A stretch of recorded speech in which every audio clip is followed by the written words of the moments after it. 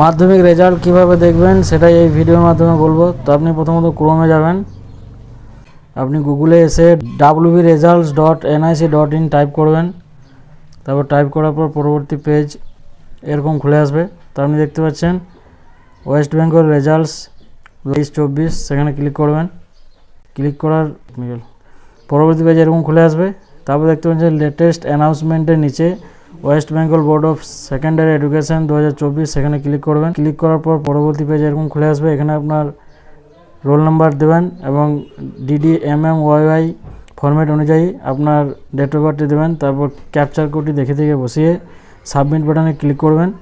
Submit বাটনে click করার সাথে সাথেই আপনার রেজাল্ট শো হয়ে যাবে। এরকমভাবে রেজাল্টটা শো হবে। তো আপনারা যদি এখানে আপনার পাশে পরিবর্তে স্কুল কন্ট্যাক্ট লেখা থাকে, সেক্ষেত্রে আপনার স্কুলে গিয়ে কন্ট্যাক্ট করতে হবে।